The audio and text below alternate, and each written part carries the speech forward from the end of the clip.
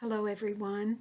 I'm Pastor Jane Ayers, wanting to share with you in this video a prayerful way of reading Scripture.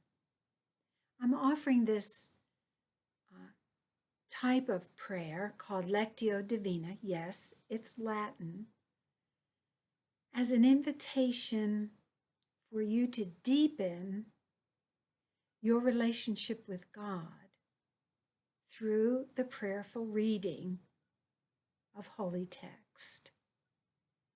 Lectio Divina is an ancient practice, at one time practiced by all Christians. And then the technique or the practice, the discipline kind of slipped away, but of late has really come back into the church's awareness that this is a practice worthy of taking up, because in fact it does deepen our relationship with God, strengthen us in that relationship, strengthen us in the work we are called to do for God's sake in the world. A practice that is transformative and slightly different than intercessory prayer, of which we're all engaged in this time of coronavirus. So let me begin with the simple basics of this practice, Lectio Divina, Lectio meaning word, Divina meaning holy, sacred, divine. So the reading of holy and sacred words. It's a 4-step process, so it's not complicated by any means. The first part of the practice is to pray God will shed his light upon the sacred page and show you a word or a phrase from the biblical text you're reading that you can take then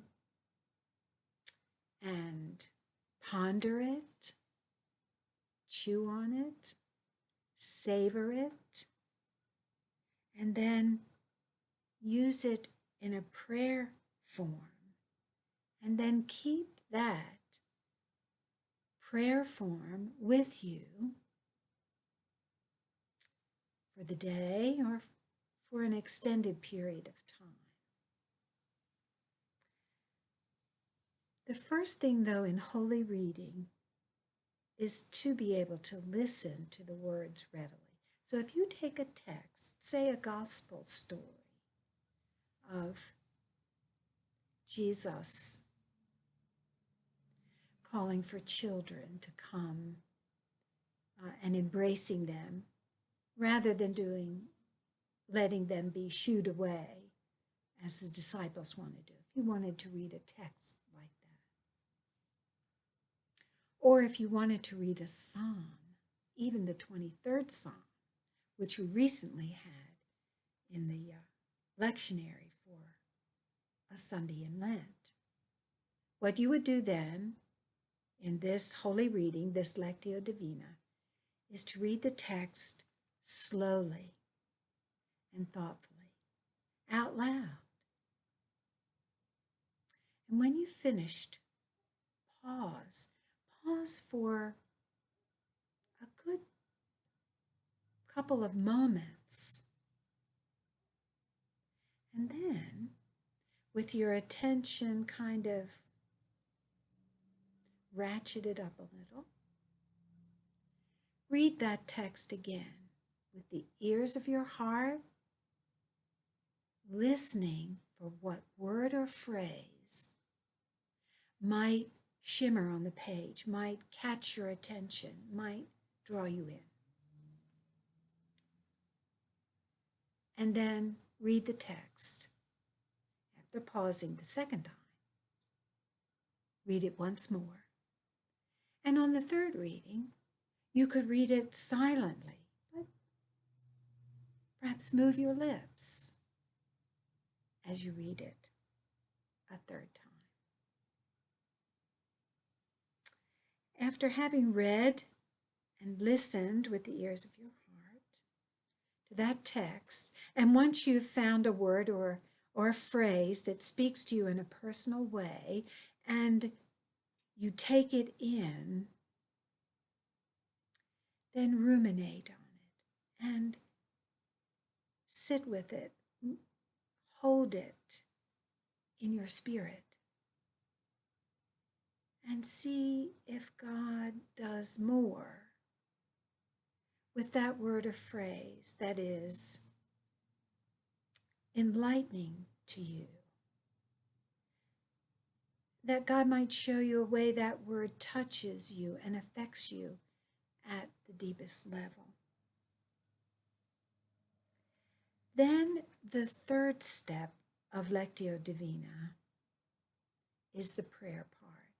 And here I take a bit of a different tack than the traditional Lectio Divina.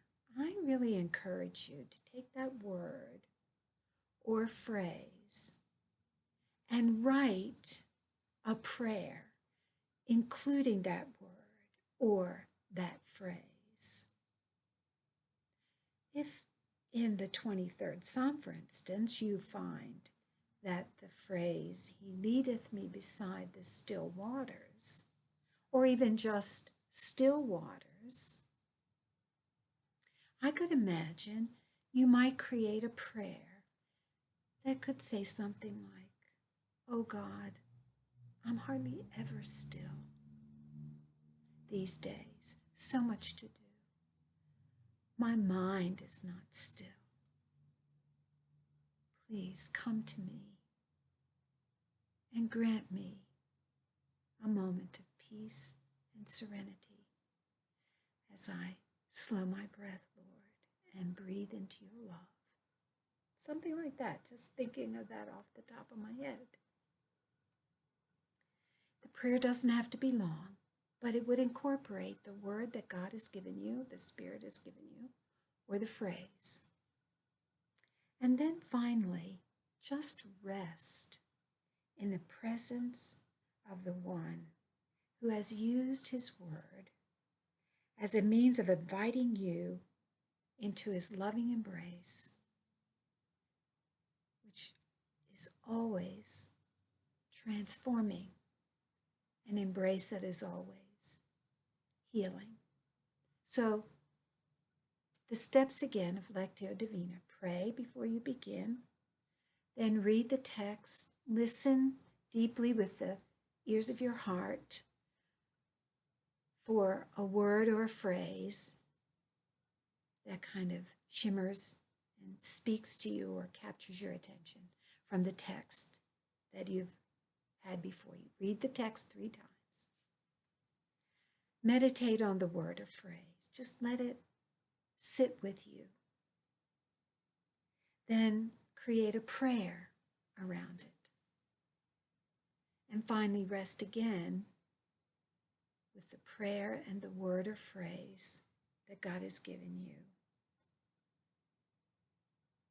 And let it do its work in you. I want to give you, in closing, this little video on Lectio Divina, an experience I had recently of doing Lectio Divina on the healing of the blind man in John's Gospel. It's a long passage, and I read through it 3 times, and I thought that there was a passage, a phrase that was speaking to me. So I sat with it for a while, and nothing sort of seemed to keep unfolding about that. And so I left the Lectio Divina experience, and I went about my day, carrying that phrase with me, and it still wasn't unfolding or becoming valuable to me in any sort of way. So I went back to the reading, and sure enough, another phrase caught my attention instead. It's the phrase in that story that says, "What do you say about Jesus? He is the one who opened your eyes." And when I sat with that quietly and ruminated and pondered and chewed on it, those kinds of things, a whole revelation and insight unfolded. I wrote it down. It seemed so important and valuable to my life of faith, and I didn't just want to have it on my mind. I thought, you know what? I'm going to put this on paper, and then I can go back to it as I want to or feel led to. So Lectio Divina is very enriching. But if you read a phrase that doesn't quite, or read a text where a phrase or a word doesn't quite jump out at you or wave or catch your attention, hang in there. Leave it. Come back and read it again. Read it 3 times and see if there isn't something God really means for you to have and to hold from that sacred text. Because this prayerful reading of Holy Scripture can be so enriching and meaningful, it has all the possibilities. There's every indication that it can strengthen you in this time of coronavirus, in this difficult time when strength and courage, perseverance are especially needed. Thank you for taking time to listen to this video, and I wish God's blessings on your efforts to accept the embrace of God through His holy word.